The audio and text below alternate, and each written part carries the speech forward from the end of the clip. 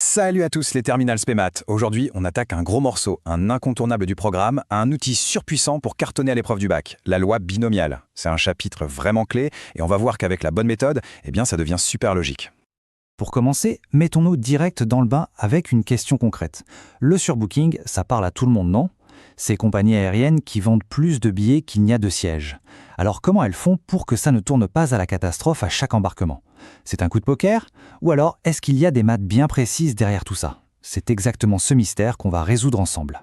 Alors, voilà notre plan de vol. On va d'abord se demander comment on peut maîtriser le hasard.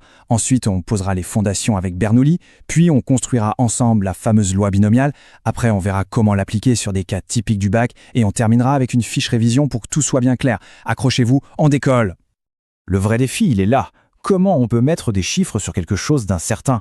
Comment on passe du peut-être d'un passager qui se présente ou pas à un calcul de risque que la compagnie peut gérer ?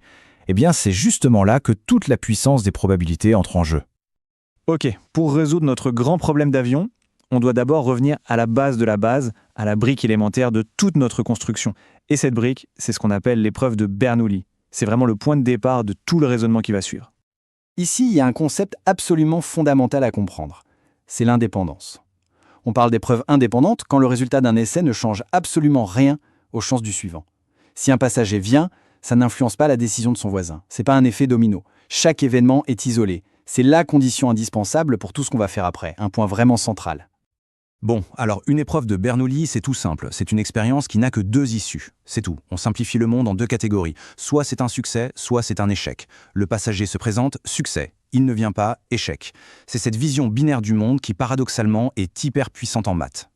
Et visuellement, voilà à quoi ça ressemble. C'est d'une simplicité désarmante. C'est ce qu'on appelle l'arbre élémentaire. Un point de départ et deux branches. La proba P d'avoir un succès et la proba 1-P d'avoir un échec. C'est l'expression la plus simple d'un choix aléatoire. Maintenant, ça devient intéressant.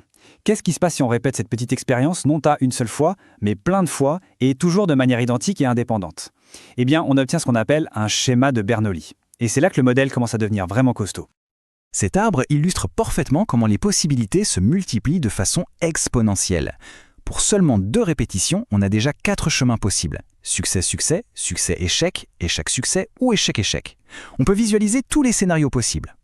Bon, maintenant que les fondations sont bien solides avec Bernoulli, on peut passer à l'étape supérieure. On va voir comment cet arbre de possibilités nous amène tout droit à la fameuse formule de la loi binomiale.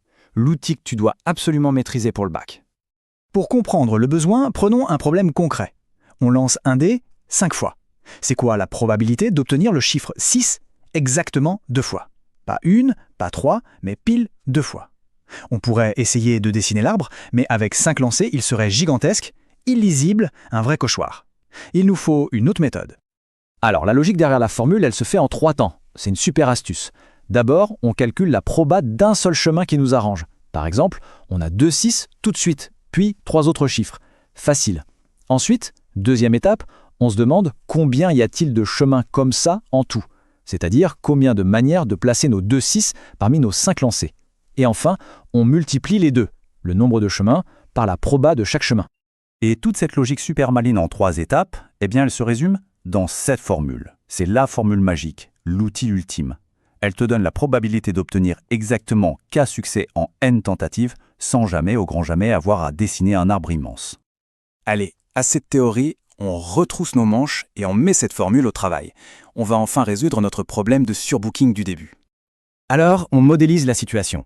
Chaque billet vendu, c'est une épreuve.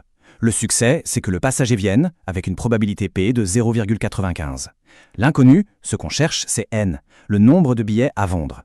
Et la contrainte, c'est que la proba d'avoir plus de 516 passagers, notre variable X, doit rester sous la barre des 1%. La question, c'est donc jusqu'où on peut pousser N sans dépasser cette ligne rouge. Et la réponse, en utilisant la loi binomiale et en testant les valeurs de N à la calculatrice pour respecter la condition, c'est 532. La compagnie peut donc vendre jusqu'à 532 billets, tout en étant sûre à 99% de ne pas avoir à refuser des passagers. La boucle est bouclée, on a remplacé le pari risqué par un calcul malin. Attention, on passe à un autre grand classique du bac, une variante super fréquente. Un footballeur a une proba marquée de 0,6. Mais ici, la question est inversée. On ne demande pas la probabilité, on la fixe. On veut savoir combien de tirs il faut pour être sûr à 90% de marquer au moins une fois. Pour résoudre ça, il y a une astuce imparable. Toujours passer par l'événement contraire. La probabilité de marquer au moins un but, c'est 1 moins la probabilité de n'en marquer aucun. C'est beaucoup plus simple à calculer. On se retrouve avec une inéquation où notre inconnu n est en exposant. Et pour faire descendre cet exposant et pouvoir l'isoler, on a un super pouvoir mathématique, le logarithme népérien. C'est lui qui débloque la situation. Le calcul nous dit qu'il faut un peu plus de 2,5 tirs, donc en pratique, il en faut au moins 3. Parfait, on a vu la théorie, on a vu la pratique. Maintenant, on condense tout ça dans une fiche de révision ultime. C'est tout ce que tu dois avoir en tête pour le jour J. Voici les 5 compétences qui rapportent des points à coup sûr. 1. Savoir justifier pourquoi on a le droit d'utiliser une loi binomiale. 2. Appliquer la formule Px égale K sans se planter. 3. Savoir utiliser sa calculatrice pour les probas cumulées du genre Px inférieur ou égal à K. 4. Manipuler les logarithmes pour trouver n. Et enfin, le point de départ de tout, bien définir ce que représente ta variable aléatoire x. Et s'il n'y avait qu'un seul conseil à retenir, ce serait celui-là. Au bac, la justification, c'est aussi important que le calcul.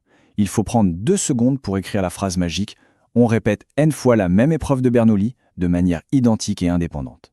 C'est la clé qui ouvre la porte de la loi binomiale et qui montre au correcteur que tu as tout compris au raisonnement.